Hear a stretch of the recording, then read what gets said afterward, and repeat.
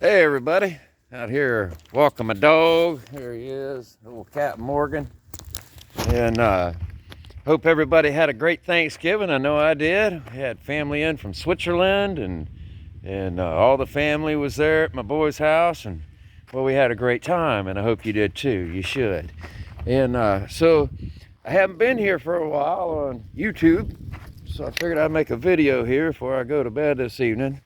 And we're going to talk about the Foreign Sovereign Immunity Act of 1976.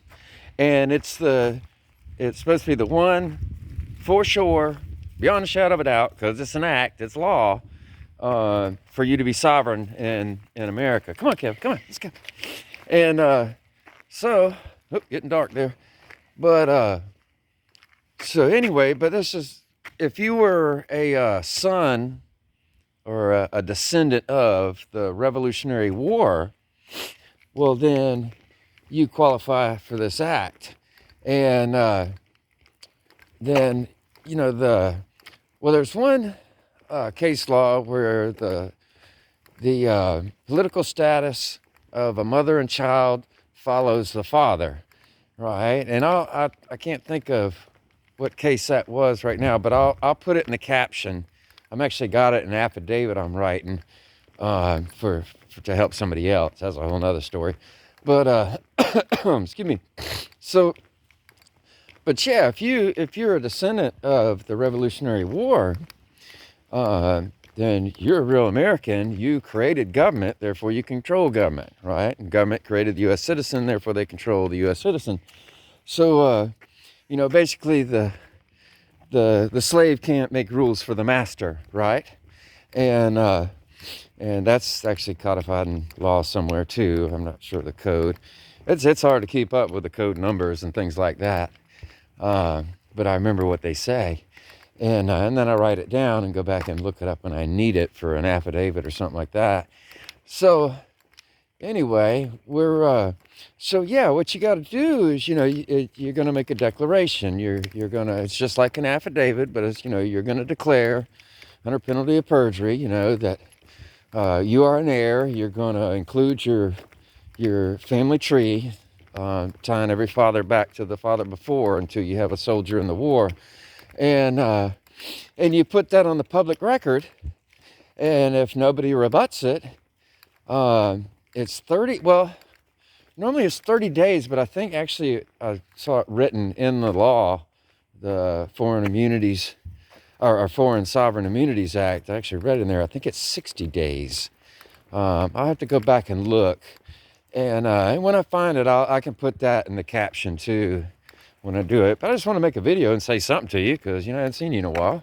Or you haven't seen me in a while. I never see anybody but the comments, but it don't mean I don't care, That's why I do it. So yeah, once you have this act in place, then you are immune from suit in every court in the United States.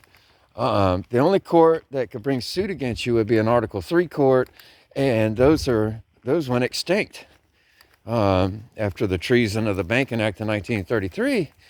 All these courts are operating in a commercial capacity. They're using the Uniform Commercial Code. There's no law in court anymore.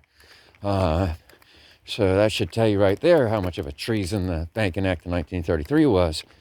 Because it's bullshit. It was just that act, the Banking Act, was designed by people that infiltrated our government, and they designed it to bankrupt the country. And they made the citizens the debtors. That's just as stupid as McDonald's filing bankruptcy, which is the same thing. It's a corporation with a Dun & Bradstreet number. And so it's as dumb as McDonald's filing for bankruptcy and telling the customers that they owe the money. And you didn't know nothing, especially if you're a descendant of the Revolutionary War. If it wasn't for your ancestry, there would be no America, right? And we'd all be British. And that's the thing, though, is the British government, or the monarchy, has infiltrated our government. So, like, when you go to war, your country sends you to war, you're not fighting for your American people that have been at peace since the Civil War, 150 plus years, right? No, you're fighting for the crown. I mean, that's the whole fraud of this whole thing. You're not fighting for your countrymen. Hell, when you pay taxes, your money doesn't even go to your countrymen or your country. 100% of the taxes you pay goes to a foreign entity, the International Monetary Fund, right? It doesn't help you. Why would you pay them, right?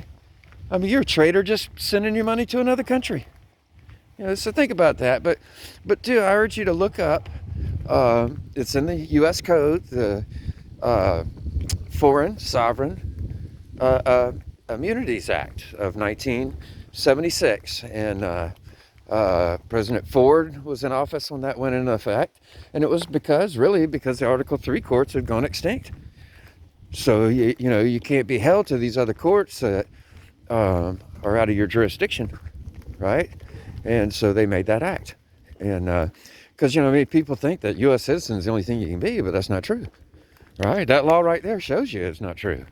That there is a political status that's American. I mean, it's always been there, right? But you go to these government indoctrinated school camps, indoctrination camps, I call them, and that's what they are. They're purposely not teaching you what you need to know to be free. They're teaching you how to be a subservient slave. That's what you're teaching your kids. Okay, think about that a minute. You're sending your kids to be educated in slavery on how to be a slave. I mean, I'm not bullshitting you. You just gotta wake up and smell the coffee and see it for what it is. I can't say much. I sent my kids to public school. I did. I'm sorry I did. I should have lived my life totally different. Knowing what I know now, I probably wouldn't have joined the Coast Guard. Come on, Kev. Come on, let's go. And I probably wouldn't. Oh, I probably would. Coast Guard was a great experience, but and at least the Coast Guard was under the Department of Transportation, and it was a civil peace mission. That's where we flew the same flag that the American nationals fly, which is the American civil peace flag. So, and why not? I mean, the American people have been at peace for 150 years. We haven't fought anybody since the Civil War. You can't confuse the American people with the United States Inc., the corporation. Now, they've been at war almost every year, right? Since the Banking Act. It's one war after another. Why would you listen to them people? They're not there to protect you. The American Army is the Crown's army. It protects the Crown. It doesn't protect you. And the Trading with the Enemy Act actually declares the U.S. citizen the enemy. I mean, how more obvious could it be? Except for the fact that you've never read none of this stuff, and they didn't teach it to you in school for a reason. And now you know. So anyway, I don't want to make the video too long, but I hope you had a great Thanksgiving. I'm looking forward to Christmas and live in peace and go with God, okay? Here, maybe I can turn around and can you see my face there? You got a silhouette of me. So anyway, here, I'll walk up here. There you go. Now I can kind of see myself. All right, well, I'll wave goodbye there. Say goodbye, Captain Morgan. He said, all right, man, just, give me some kisses. Anyway, man, y'all have a great day and take care.